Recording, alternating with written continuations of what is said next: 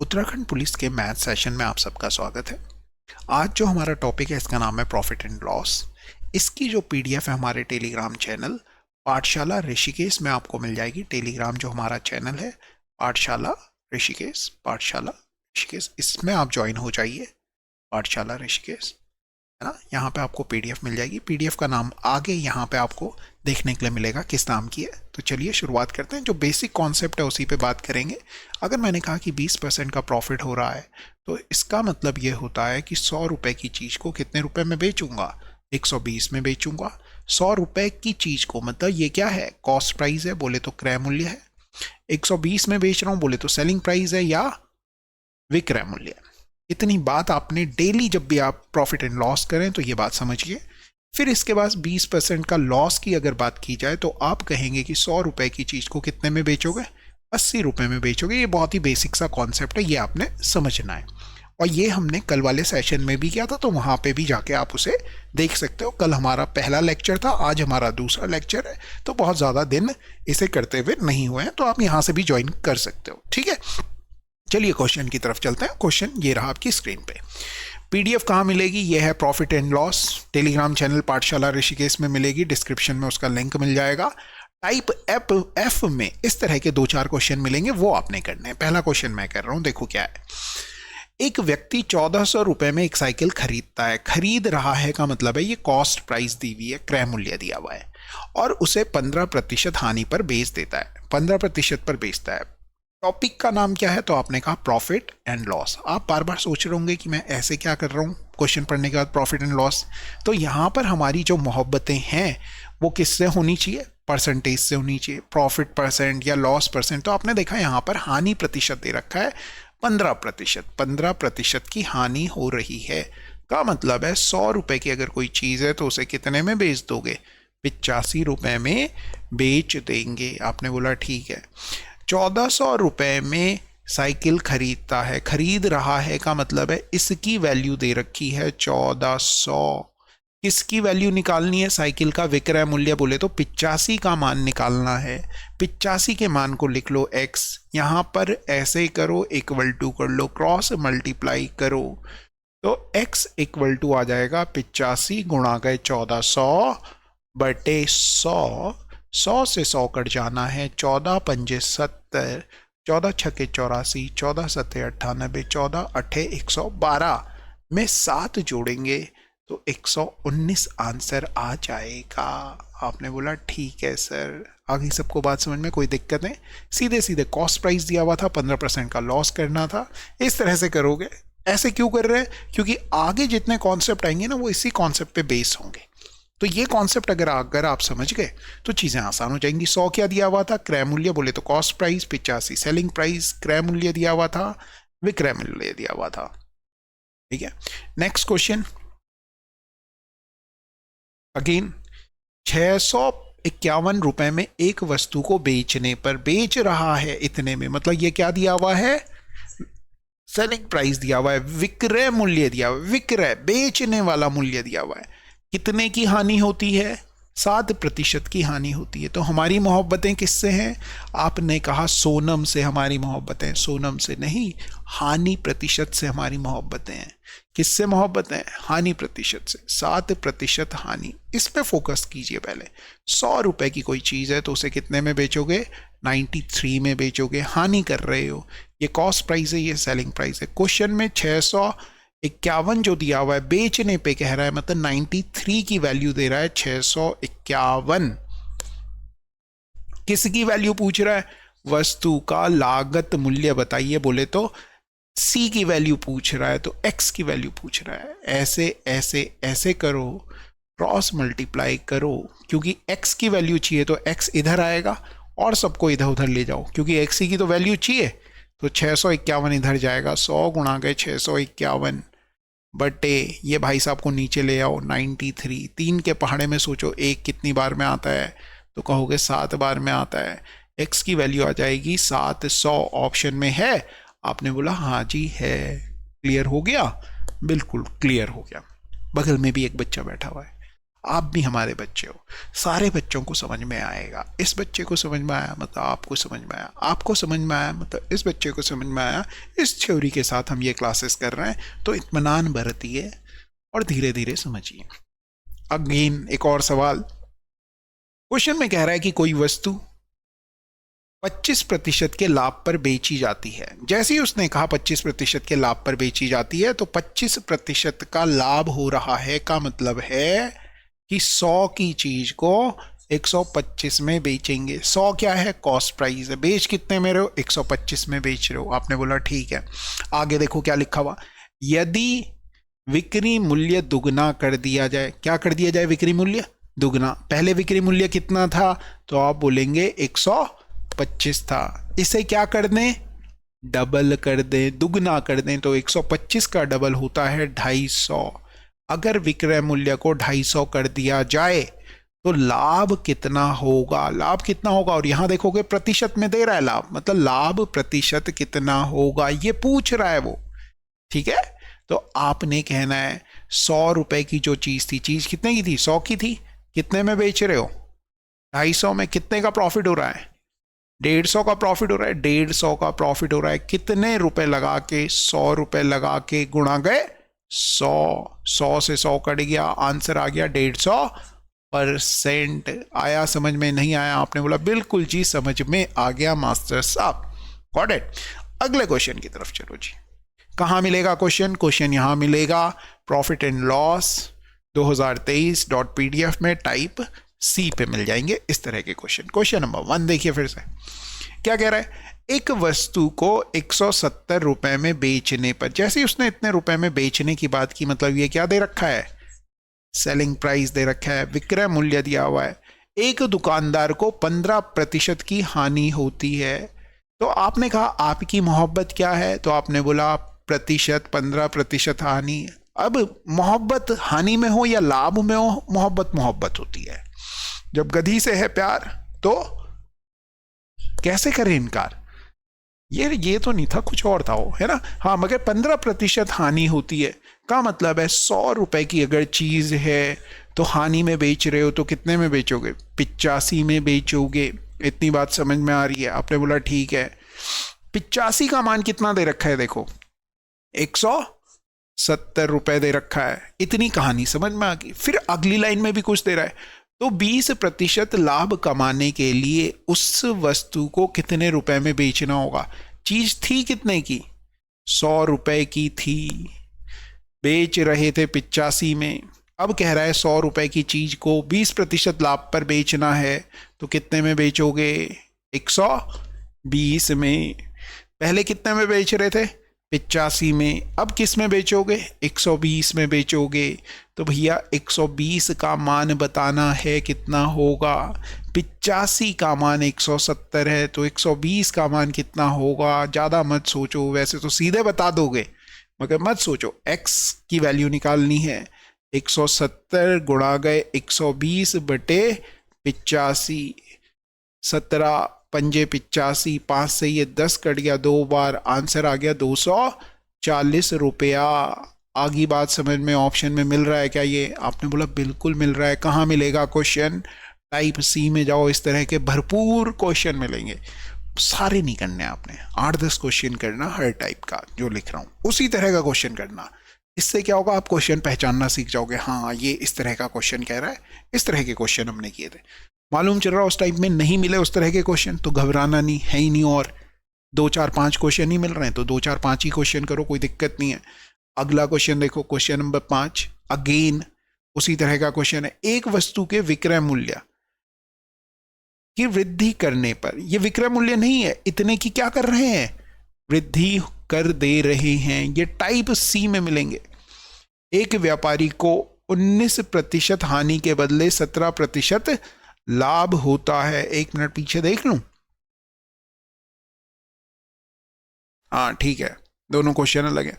अब यहां पे देखो, तो आपने कहा मोहब्बत हमारी क्या है? प्रतिशत हानि।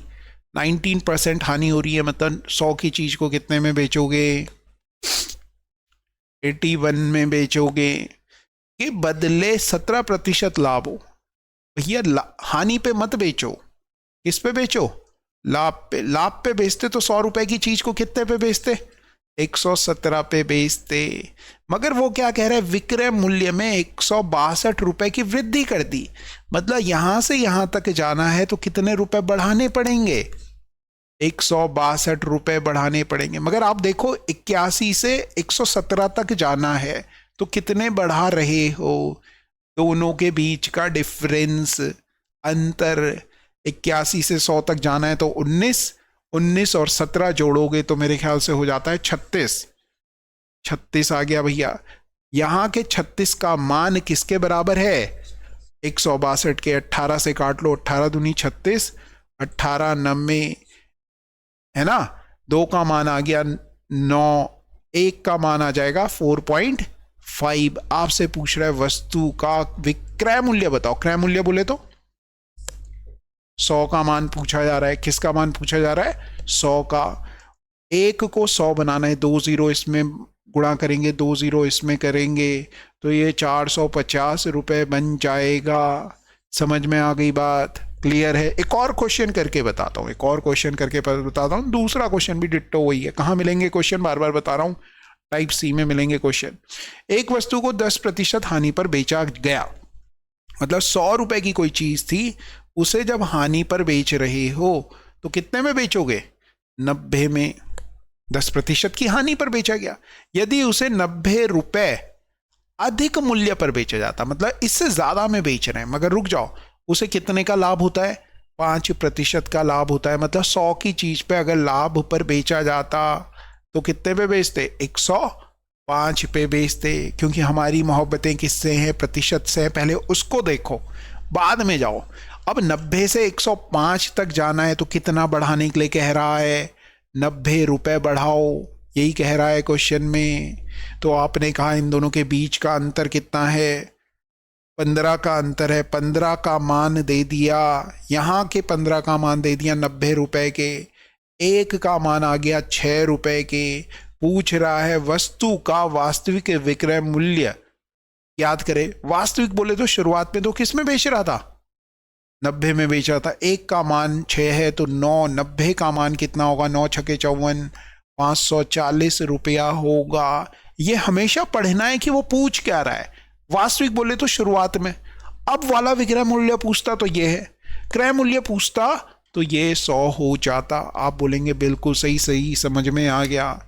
एक और क्वेश्चन नहीं है, अब आ गए हम क्वेश्चन नंबर 7 में। आ रहा है समझ में, क्वेश्चन नंबर 7 को देखिए जी।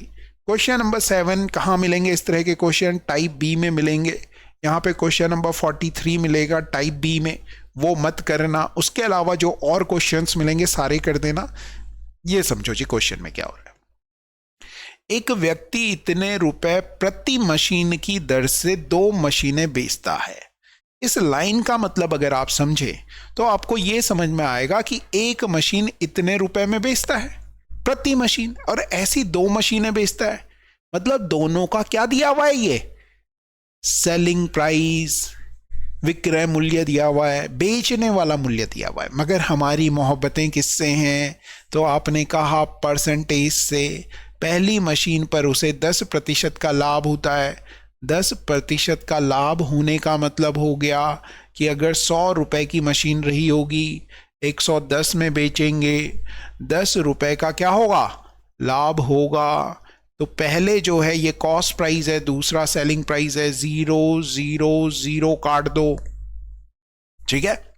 इतनी बात समझ में आई, आपने बोला ठीक है जी, आ गई इतनी बात समझ में। फिर दूसरी लाइन क्या लिखी हुई, दूसरी मशीन के ऊपर उसे 10% की क्या होती है, हानि होती है। 10% की हानि होती है।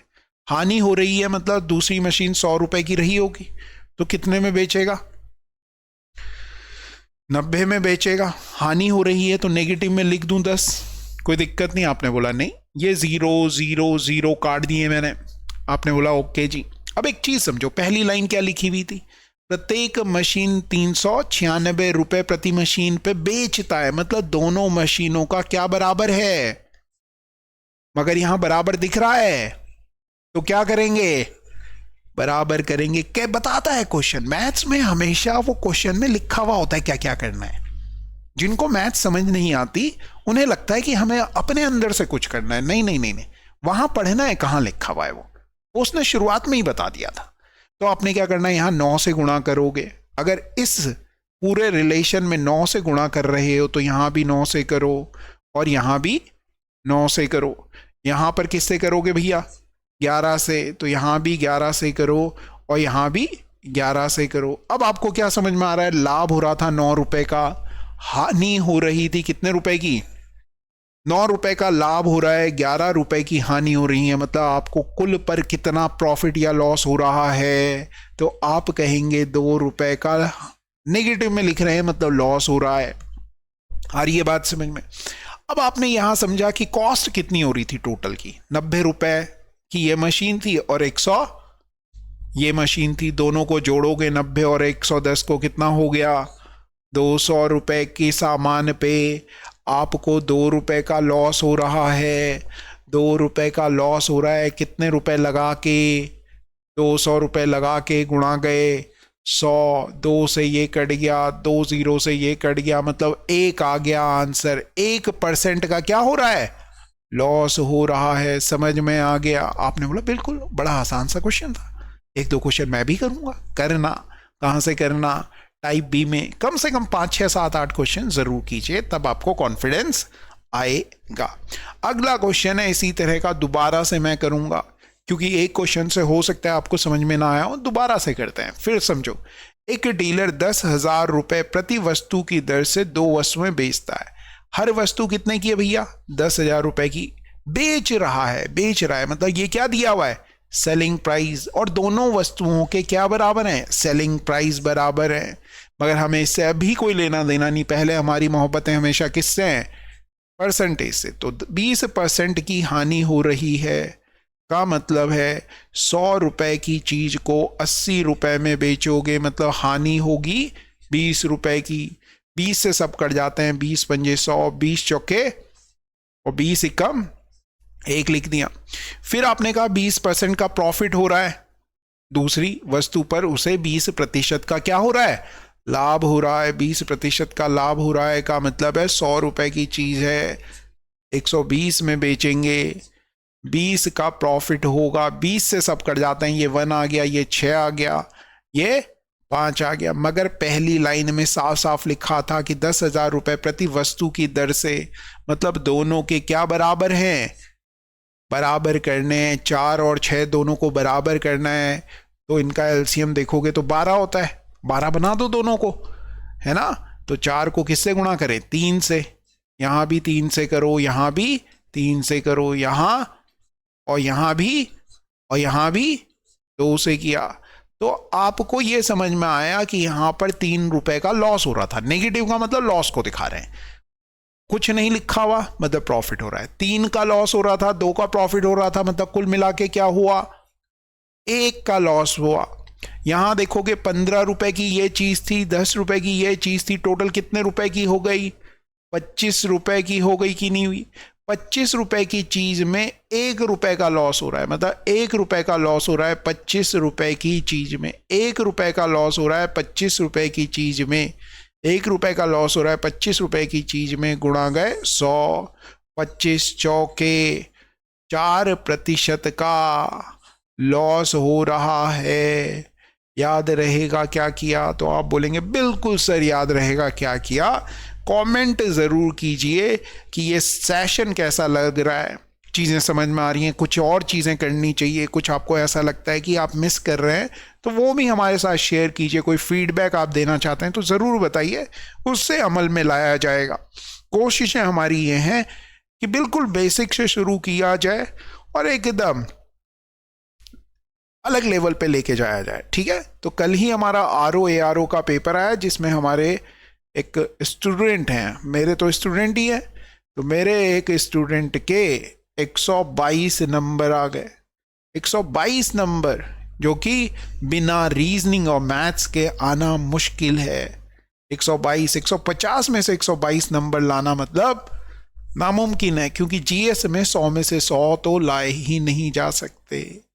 तो सारा का सारा खेल जो यहाँ पर ये हुआ, कट ऑफ क्लियर करने में कितने ऊपर तक जाएगा आदमी वो रीजनिंग और मैथ्स का रहा, तो अलग बूस्ट मिलता है। ऐसे केवल एक बच्चे नहीं, ऐसे 3-4 बच्चे हैं जिनका रहा, और यूट्यूब पर जो जिन बच्चों को हमने पढ़ाया उनका कोई कमेंट ही नहीं आया। अगर ऐसे कोई बच्चे हैं जिनका RO का आया है रिजल्ट नाम, तो ज़रूर कमेंट करके बताइए, हमें बताइए कि हमारा कैसा रहा। कॉल भी कर सकते हैं, कॉल पे मैं नहीं मिलता हूँ, मगर आप यहाँ पे कमेंट ज़रूर कीजिए, तो मोटिवेशन मिलता है और बच्चों को भी, वो भी अच्छा करते हैं। चलिए फिर ठीक है, थैंक यू वेरी मच, पढ़ते रहो, करते रहो। कल फिर मुलाकात होगी प्रॉफिट एंड लॉस के कुछ और कॉन्सेप्ट के साथ। जय हिंद, जय उत्तराखंड।